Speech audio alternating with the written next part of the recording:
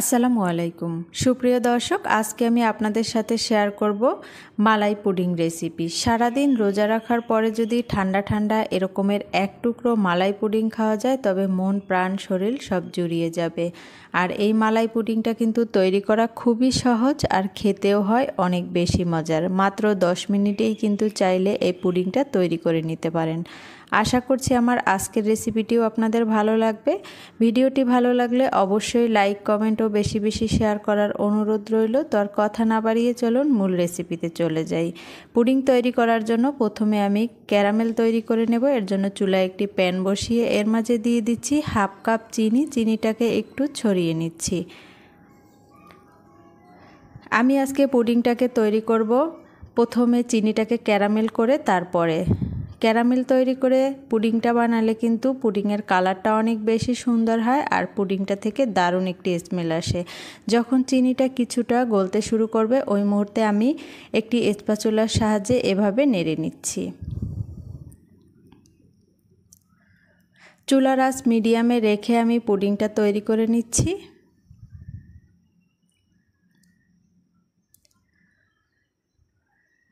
দেখুন চিনিটা কিন্তু গলে গেছে আর আমি এটাকে অনবরত নেড়ে চেড়ে রাখছি যাতে পুড়ে না যায়। আমার ক্যারামেলটা কিন্তু হয়ে গেছে আর অনেক সুন্দর একটি কালার চলে এসেছে। আমি এ পর্যায়ে অনবরত নেড়ে রাখছি যাতে পুড়ে না যায়। যদি পুড়ে যায় তবে কিন্তু পুডিংটা খেতে একদমই ভালো লাগবে না, পোড়া পোড়া গন্ধ আসবে। এবার এর মাঝে দিয়ে দিচ্ছি হাফ লিটার তরল দুধ। দুধটা দেওয়ার পরে কিন্তু এই ক্যারামেলটা অনেকটা শক্ত হয়ে যাবে, ভয় পাওয়ার কিছুই নেই। দুধটা যখন গরম হয়ে যাবে তখন কিন্তু ক্যারামেলটা কিন্তু পুরোপুরি একদম দুধের সাথে মিশে যাবে।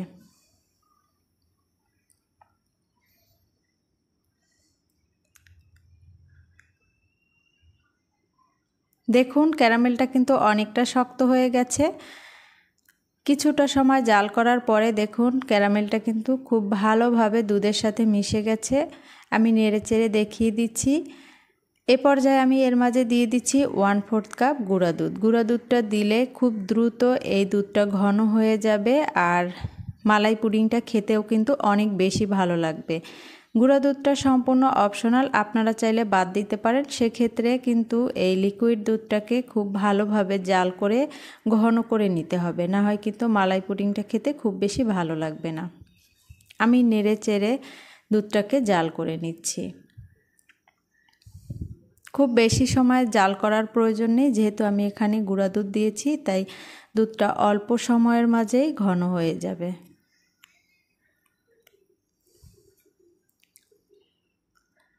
দেখুন আমার দুধটা জাল করা হয়ে গেছে। এবার আমি আগার আগার পাউডারের একটি মিশ্রণ তৈরি করে নেব। এর জন্য একটি বাটিতে কিছুটা পানি নিয়ে নিলাম 1 চা চামচ পরিমাণ আগার আগার পাউডার।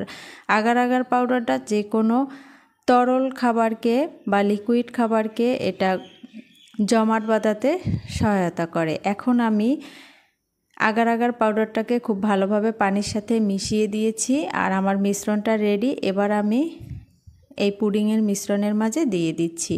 আর আগার আগার পাউডারটা অবশ্যই ঠান্ডা পানি অথবা দুধের সাথে মিক্স করতে হবে। গরম দুধ কিংবা পানির সাথে মিশালে কিন্তু এটা দলা বেঁধে যাবে, একদমই পারফেক্ট কোনো কাজ করবে না। আমি আগার আগারটা দিয়ে অনবরত নেড়ে চেড়ে এই পুডিংয়ের মিশ্রণের সাথে মিশিয়ে দিয়েছি। আগার আগার দেওয়ার পরে কিন্তু খুব বেশি সময় জাল করার প্রয়োজন নেই। এখন আমি এটাকে চুলা থেকে নামিয়ে নিচ্ছি। আমি যে পাত্রে পুডিংটাকে সেট করব আমি সেই পাত্রে পুডিংয়ের মিশ্রণটা ঢেলে নিচ্ছি। পুডিংয়ের মিশ্রণটা ঢেলে নেওয়া হয়ে গেছে। এবার একটা সাইডে রেখে দেব।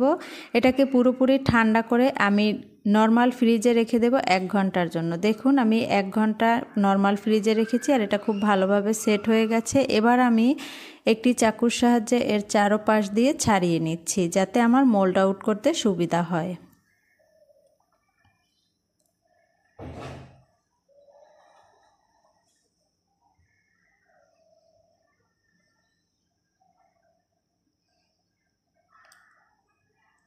চারপাশ থেকে ছাড়িয়ে নেওয়া হয়ে গেছে। এবার আমি মোল্ড আউট করে দেখিয়ে দিচ্ছি। দেখুন মাশাআল্লাহ পুডিংটা কতটা সুন্দর হয়েছে এবং দেখতে কতটা লোভনীয় হয়েছে। দেখতে আরও বেশি আকর্ষণীয় করার জন্য আমি এর উপরে ছড়িয়ে দিচ্ছি কুচি করে নেওয়া বাদাম। এটা কিন্তু অপশনাল, আমি জাস্ট দেখতে ভালো লাগার জন্য এই বাদামটা দিয়ে দিচ্ছি। দেখুন পুডিংটা দেখতে কতটা সুন্দর হয়েছে আর খেতে কিন্তু অনেক বেশি মজার হয়েছে। ঠান্ডা ঠান্ডা এক টুকরো পুডিং যদি ইফতারের সময় এরকম খাওয়া যায় তবে কিন্তু একদম মন প্রাণ জুড়িয়ে যাবে।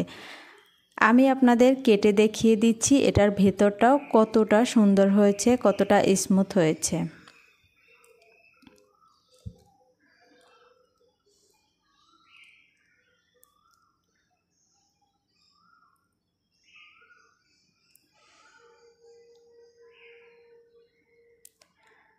দেখুন ভেতরটাও কতটা সুন্দর হয়েছে এবং পারফেক্ট হয়েছে। আশা করছি আজকের রেসিপিটিও আপনাদের ভালো লেগেছে।